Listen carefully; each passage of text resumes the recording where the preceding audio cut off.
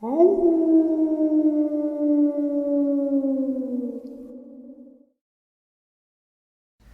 greetings and salutations, everyone. I hope everyone is doing well today. Today, I have a very horrific subscriber-submitted experience to share with you. One that actually did change someone's life. Before we get into it, a couple links. As you know, I rely on Patreon, PayPal, channel membership, and the merch to help the channel to continue to grow and go. Links to Patreon, PayPal, and channel membership is in the description below, the merch displayed directly under the video. Also, Dogman, Frightening Encounters, Volume 1 through 3, the audiobook versions. They all were written and researched by Tom Lyons, narrated and produced by me, Jeff Nadolny. Those audiobooks are available on Audible, Amazon, and iTunes, links to which are also in the description as well. And finally, last but definitely not least, if you'd really like to help support this channel to continue to grow and go, simply subscribe. It does not cost a cent. Click that like button. It takes half a second. If you don't want to miss out on any of the informative uploads I put out daily, click that bell icon. And folks, please leave a comment. Why? Well, because all these things, they really do help this channel to continue to grow and go. And folks, they definitely do matter. Now, everyone, I have taken far too much of your time. Let's jump in to today's upload, shall we? All right, guys, we would not have this experience that I'm going to share with you if this subscriber was not friends with another subscriber who I had interviewed about 2 years ago. They are both in the hunting and fishing guide business, and her husband actually is. She is friends with a subscriber that is also in that field, and she's a live stream lurker. She seldom comments, but she had seen last week's live stream, and a couple of things kind of just, you get those like little moments, and it's like a call to the truth. You just see something and you're like, wow, I think it's time that I share. I think it's time that I talk about this or whatever. Well, apparently that's what happened on Saturday.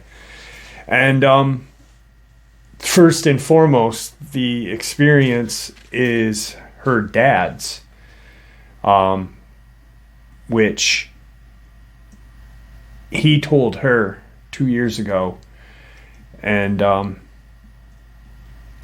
his deathbed, he was in hospice care, and which is absolutely crazy because there is no coincidences. The news I got was about my dad yesterday, and as many of you know, my dad's very, very sick, and this lady is sharing something that her dad shared with her right before he passed away.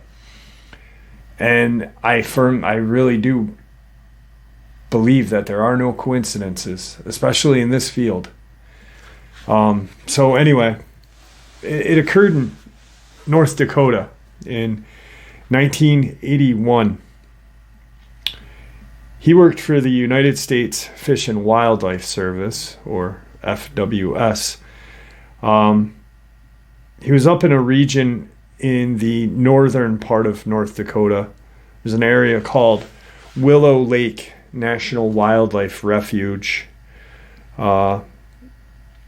which has it's private property, but the federal government has easements or something up there. And there's a Willow Lake waterfowl protection area, which was created in the 30s and 40s.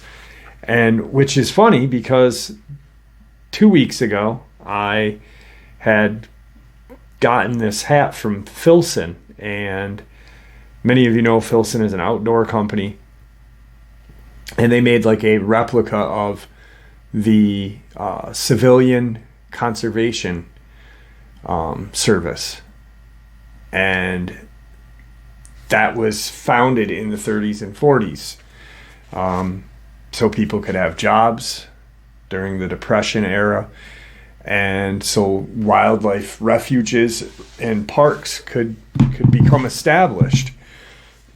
Another coincidence, right? Just weird. And so this easement has, it's private property. It's an easement. And technically, you're not supposed to go there. It's not like a state park.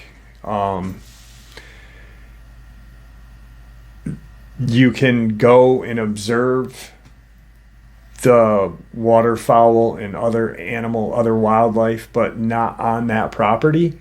Camping is not allowed. Like, there is just no camping, no anything. So her dad was up in that region. This is 1981. And like I said, he worked for the Fish and Wildlife Service. So he's up there and he's checking on a couple of she doesn't really know, what his job entailed, but he was doing his, tasks for the day. And when he had gotten up there, he noticed something off in the distance. There was, he at first he noticed tire tracks, and he's just like, this is, not the way I come in, because he goes up there, and other Fish and Game or Fish and Wildlife Service members do too, or officers. So he's been there multiple times, and he notices these tracks that don't make sense. Like, these are not supposed to be here. These are not where we drive. And then he sees off in the distance a car and a tent. So he automatically is like, okay, well, I got to get rid of these people and let them know, hey, you can't go camping here. You're not allowed here. And she thinks that her dad wouldn't have fined the people. More or less just said, hey, you can't be here. Take off. He was a really decent, kind of just quiet, nice, humble guy. And so when he gets up to the car in the tent, it's kind of like a campsite, little campsite. He finds this man and woman. And at first he smells this really very rancid stench. And he walks into this small little campsite and he finds a man and woman, what appeared to be pretty badly torn apart. But they had been dead for what appeared to be a couple days.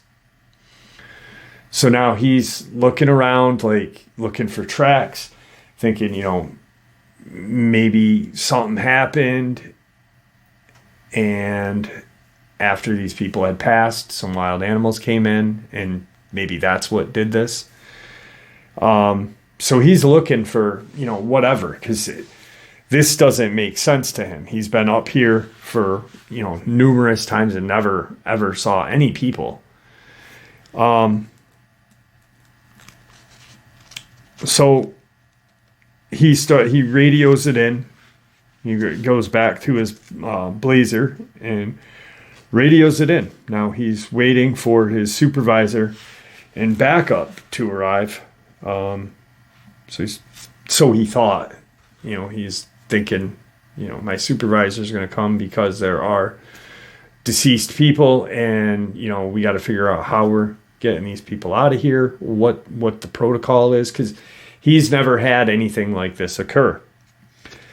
So he starts to look around and he sees some just really large prints, what appeared to be some scat, but it was just large, almost human looking, but almost canine, bear-like, just a big pile of, scat.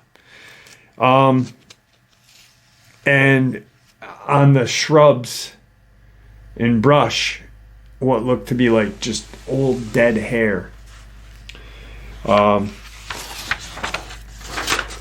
So he's, looking around like what happened here. He kind of looks at the people, looks for bullet wounds, looks for knife, but he's just seeing like animal carnage. After about an hour of waiting for his supervisor and backup to come, which he knew it was going to take some time because he's pretty close to the Canadian border, he starts to hear these kind of strange growls and kind of like yips.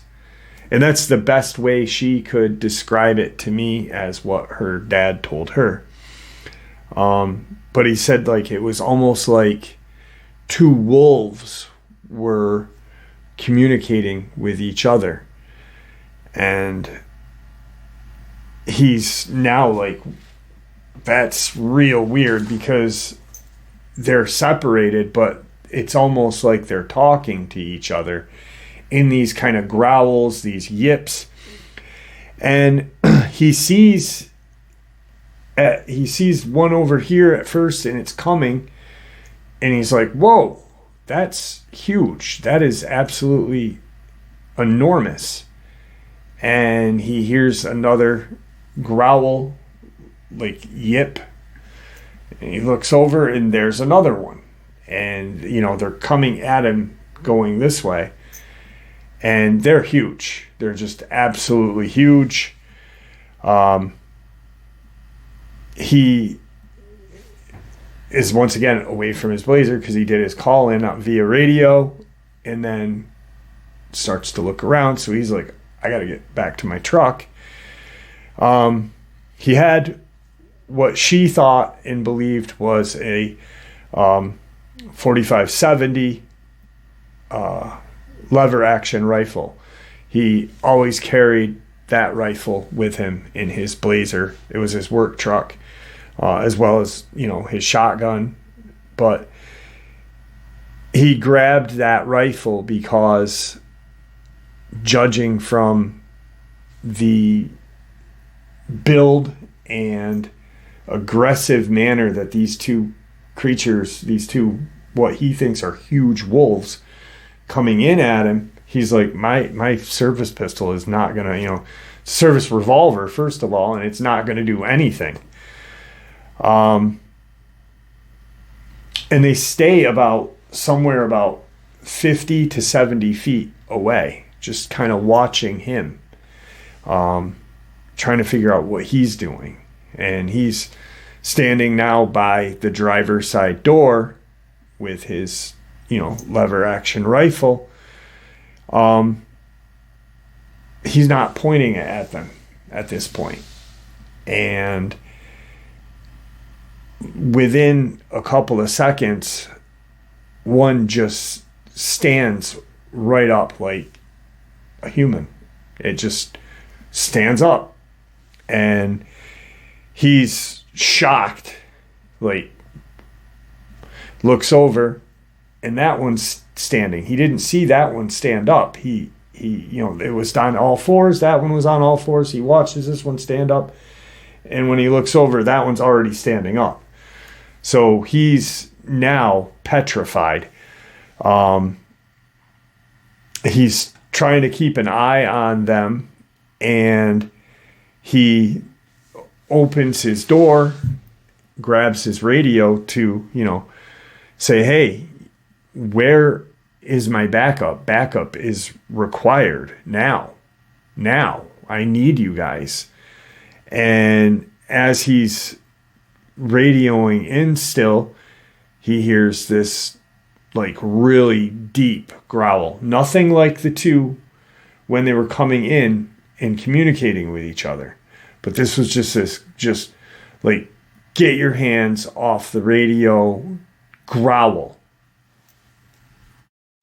The next thing he's aware of is that growl, and he notices that, and he recalled this vividly, like it was yesterday, while talking to his daughter while in hospice. It's an overcast day out, but he notices that their eyes are not wolf eyes. They are just this kind of like golden, glowing color that's cutting through this like dreary kind of day. And he's, now he's stepped back and he's very aware of everything that's going on. And he sees that, he looks at their eyes and he sees that the one that stood up first looks over to the other, and it starts to do this kind of like walk towards him, but not a run, but kind of like it takes a couple steps. He's in terror and fires. And if you don't know what a 45-70 is, it's like shooting a tube of lipstick out of a gun. It's a very large caliber round. Not the biggest, but it's a badass round, and it's usually used on big game. So and that one dropped. He shot it like in the chest neck area, and it just dropped. Her dad was, brought up hunting, fishing, trapping, and he was a very good shot from what she remembers. And he, at that point, this one's almost on him, and he has just enough time to get in the blazer and shut the door. And as he gets the door shut, the thing just slams into the blazer. Bam! And it rocks. That's how powerful this creature was. He's trapped inside of his blazer, and the creature is just, trying to get in. It's pounding, thrashing at his vehicle. And he said to her that as he's trapped in there, in his head, he's like, this thing could easily break one of these windows. Why isn't it breaking a window to get me out? The only thing it did was slam in and claw at his tires and his, the whole truck. But why didn't it smash the window? And he remembered that, this was a very crazy experience. And when I say remember, you will see why I say this, because after this experience, he kind of just takes off. This goes on for a little bit. He's at the point where he's like, I'm not going to come out of this alive. This thing is going to, smash the window for what I did to its friend, and it's coming for me. By then he sees off in the distance and hears some vehicles coming, and he recognizes his supervisor's vehicle right off. But he doesn't recognize the other vehicle. And it's an older Toyota Land Cruiser.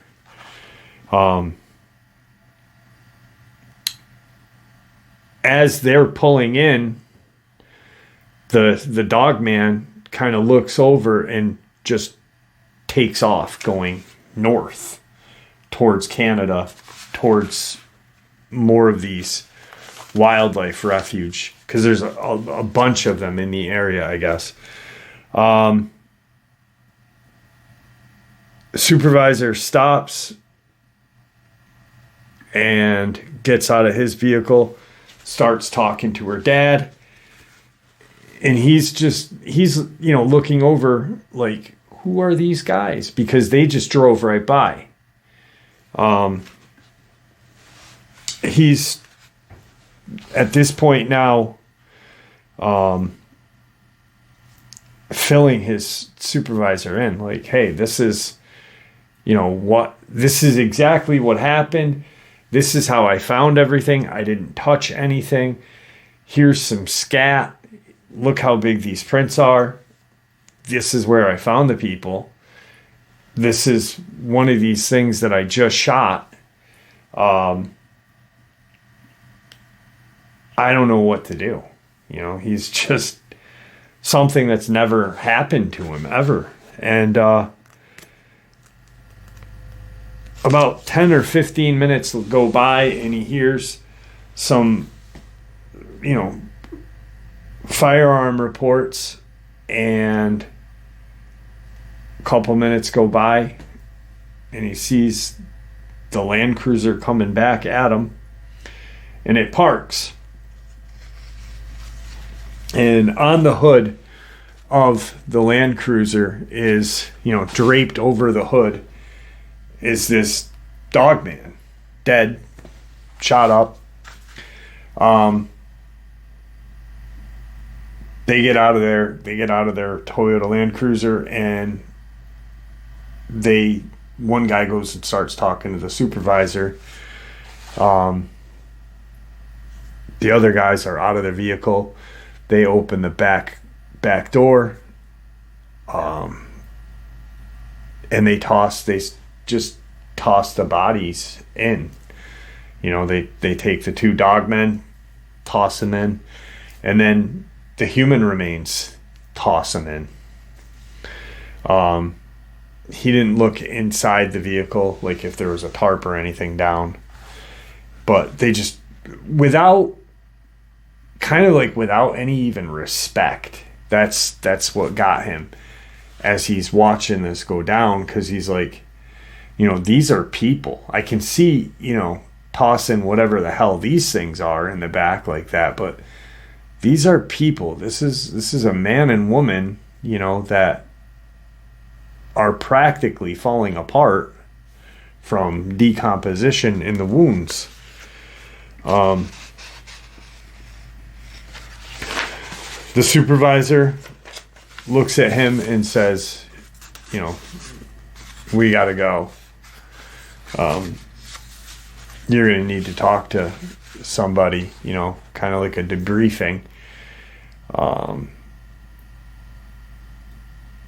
But we're gonna leave your Blazer here, or North Dakota's Blazer there. The car in the tent. It's my job to figure out what we're doing with them and where we're gonna go with it. But right now, it's imperative that you get in, and we'll follow these guys. So they proceed to follow this Toyota Land Cruiser. They're going south. They end up following this Land Cruiser to the Minot Air Force Base. And he's now kind of like, why are we here?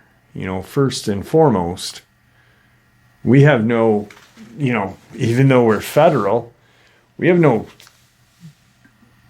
kind of anything with the Air Force. We've never used any of their services. What's going on?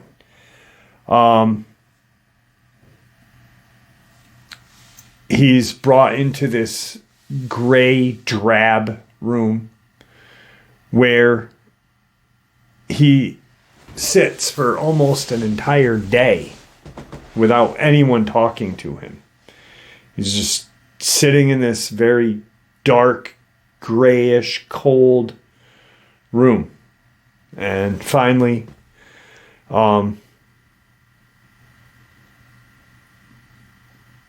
these two guys, not the men that came in, but these two other guys that look very similar to each other, like almost brothers, twins.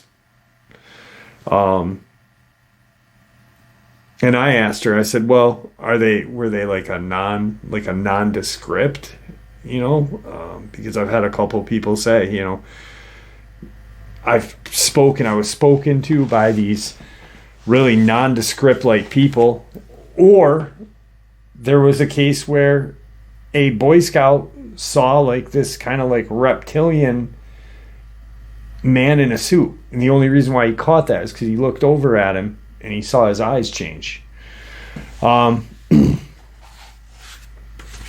So they, after a day of her dad sitting in this room, they start to talk to him like, what were you up there for? And he's like, my job. Well, yeah, but what were you doing when you saw the bodies and then you saw these wolves? What were you doing? And he kind of breaks it off right there and says they weren't wolves. Those were something else. They stood up like a human being. At that point, they leave the room again. And that goes on for a week. Almost an entire week of just questioning, threats. His family didn't know where he was. Can I call my family? Can I let my kids know that I'm okay? My wife know that I'm okay?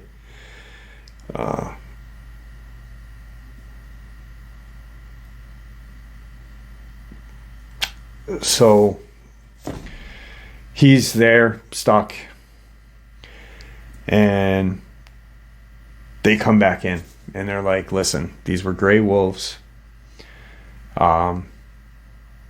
You didn't see the bodies up there. You didn't, your truck wouldn't start. That's why it's stuck up there. And you need to sign these papers stating exactly what we told you to say. Like, I drove up there to do my job and my truck broke down and wouldn't start. You didn't see a tent, you didn't see bodies, you didn't shoot something. And he's like, no, I can't. He's like, no. He's like, I know what I saw, and people need to be aware of these things. What are they? What the hell is going on? Who are you? She only is thinking about her dad, how he would be, because as he's telling her, he's very sick, so he's not giving a ton of detail, but just judging of her dad's character, of what she remembers of him, how he would act and respond to certain things like that. And so they looked at him and they said, okay, well, we've already let your family know that you're here, that your supervisor and we are interviewing you about something that happened.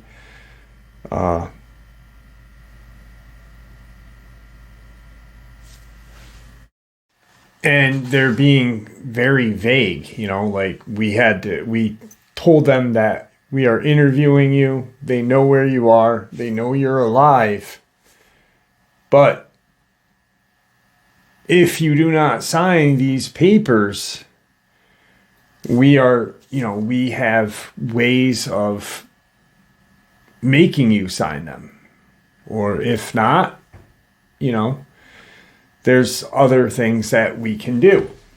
Like, we can charge you with shooting an endangered animal. We can charge you with shooting a gray wolf.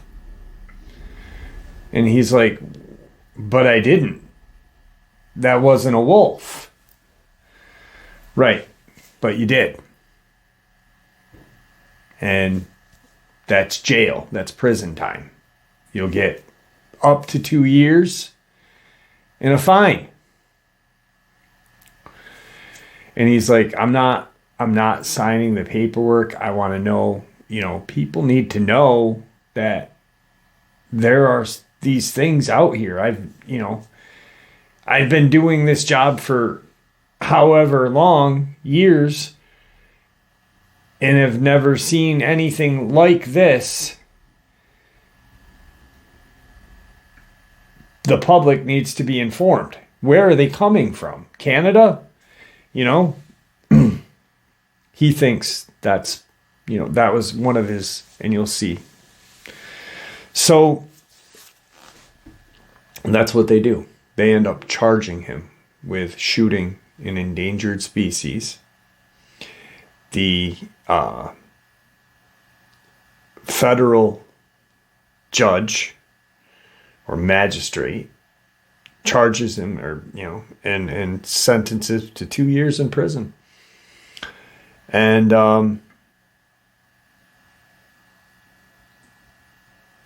time goes by, a couple months go by, they come in, nope. And he's not allowed to see his family, but he's allowed to speak to them on the phone. And he's, they just really kind of just strung him and really messed with him bad. So about 4 months into his stay, he agrees to sign the NDA. Like, you will not tell anyone about this. It never happened. And if you do, you'll come back to, you'll finish out the rest of your time. You won't have a job.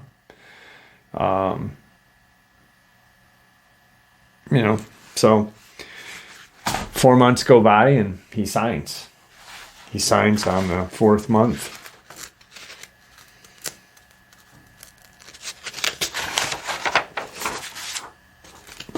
And by then, his wife is, he doesn't have a job, lost his job that he had for, however long. His wife divorces him, takes his 3 kids. One is one who told me this. And so he gets out, and he, now divorced, moves away. Moves to Montana to become a hunting guide. Because that's all he knows is the outdoors and how animals, live and this and that. That's what he does.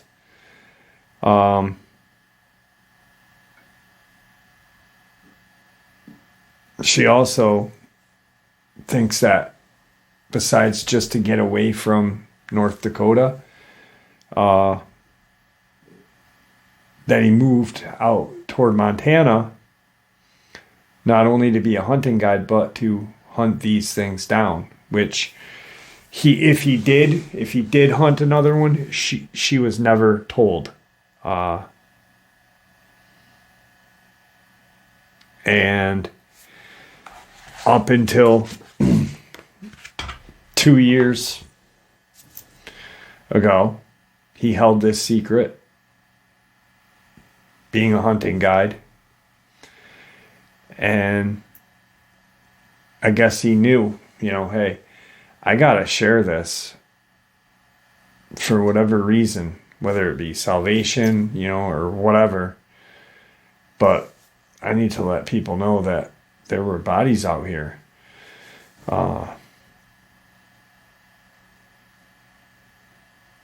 Crazy. So, yeah, that's exactly how a federal Fish and Wildlife Service officer went to prison, for shooting a gray wolf. Can you imagine having like that carried on your conscience for however long? You know?